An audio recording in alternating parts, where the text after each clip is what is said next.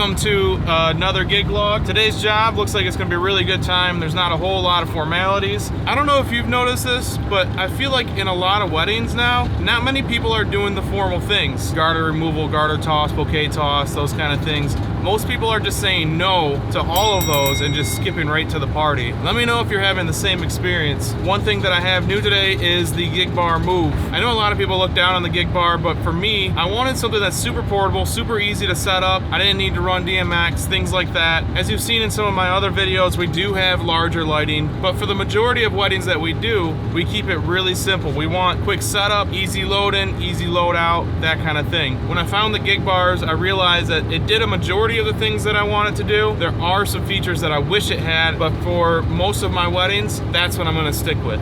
One thing that I absolutely hate though is having a tripod behind the DJ booth. So what I did was I picked up a gravity stand. So it's just one pole and a base at the bottom. We need to stand out as DJs, so we're not doing the same thing. And a lot of DJs take that as we need to do different things with our setup. I think it's less about the setup and more about your performance. In 22 years, I don't remember a single bride asking what our setup looks like. What they want to know is what sets us apart from the competition. Something that I do might not work for every couple. Something that you do might not work for every couple. But why not try to niche down a little bit and do some different creative things that other people may appreciate, and you may find that there's a massive market for that. Honestly, I just don't understand why wedding DJs don't think that they need to be creative too. They think it's just an easy job that we just press play on music. It makes no sense to me. Get creative, set yourself apart from the competition, see what your end goal is, and achieve it.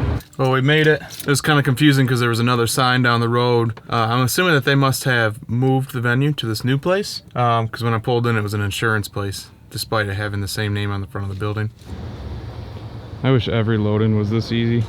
I literally just backed up to that door and pulled my gear in. The place is really nice.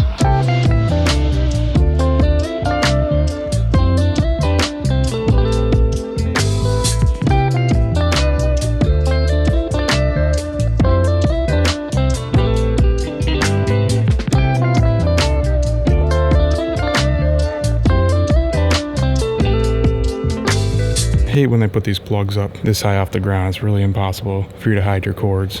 The owner came up and actually told me that I have to be out by midnight, which my contract says I'm here till midnight. And that just kind of proves my point on why I keep my equipment so simple the way it is. So basically, if I had a larger setup, I would have to end the party earlier and not get close to my contracted time. But because I'm 20 minutes out, I can literally end at 11:30, maybe play one more encore song, and still be out of here by midnight. See, I think as DJs, we tend to get caught up in our equipment way too much. There's a saying in the cyclist world that basically is like, ride upgrades, don't buy upgrades. And that just means that you need to get better at what you do than buy equipment to try to make you better. Because it doesn't matter what kind of equipment you have, you're still gonna suck as a DJ if you suck. As long as you're a good DJ, you can be playing on a full Behringer system and they're not gonna care. As long as they can feel the music and you're doing a good job, that's all that matters to them. Ladies and gentlemen, one more time for the new Mr. and Mrs. JBL Eon.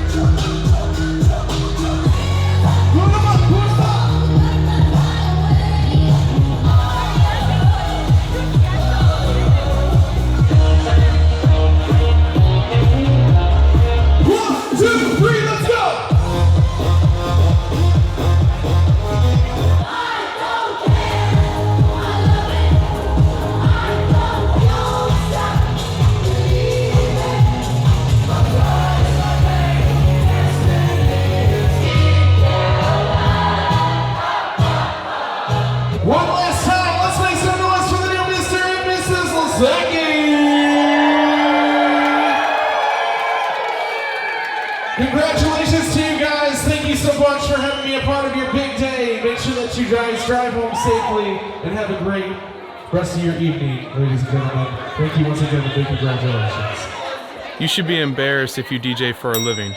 Your setup blows. Go invest in a better setup. If you paid me $10K, I would never DJ or MC on your setup.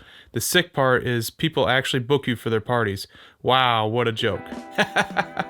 These are the comments that I'm talking about where DJs care so much more about the setup than the DJing itself. I'm pretty sure whoever left that comment didn't even look at the rest of the video. Let's be honest here, like most of the time, people do not care about your setup. We need to get this out of our mind. I don't need to impress other DJs. I'm there for the couple. I'm there for the clients that book us. They have the option to upgrade to better lighting setups, but typically they don't care. They just want a DJ that knows what they're doing, that's gonna handle the day perfectly and rock the party. So ironically, I bought the gig bar a day before that comment was left. I just thought it was really funny that somebody really got that upset about it. For some reason, the DJ community gets really passionate on what equipment that they use, and they think that everyone else should be using the same equipment. And a lot of people focus too much on the equipment side and not enough on building your skill set. Now, as far as like my setup goes, it's not going to be for everyone. It's not gonna be for everyone's market. I understand that. It's a really clean setup now. I only have 2 little cords that go down underneath the speaker stands, which I could tape down if I wanted to take the time. But to be honest with you, nobody cares. People just want to know that they're going to have a good time at your parties. All right, so I want to read a couple comments here because there's some really good comments, and overwhelmingly they're very positive comments. I don't want you to think that I focus on just the negative ones, but that one did kind of spark the topic for this video. On my other video about building dance floor energy, somebody commented, even if you can beat mix, do your best to learn transitions that sound good. Work on your skills, people. And I couldn't agree more on that. Like, we need to work more on building our skill sets rather than focusing too much on the equipment that we use. I had a few questions about the wireless system. I'm gonna do a future video on that. I just want to make sure that I have enough experience with it before I do like a full-on review on it. So far, it's working great though. On my video about building dance floor energy, Cool Clay commented that rotation is my main focus. It's kind of one of those things that we do as DJs that we don't really think about, but then when you really break down what we're trying to achieve, some people try to move through different genres too quickly and they lose the dance floor completely. But if you can slowly transition to a different genre using similar music, then you can kind of just rotate the dance floor and keep people out there the entire time versus losing the dance floor and having to regain it again. And there's a lot of comments complimenting my mixing through these videos. I really appreciate that, guys, and I really appreciate you guys tuning in. And with that being said, I'll see you guys in the next one. See ya.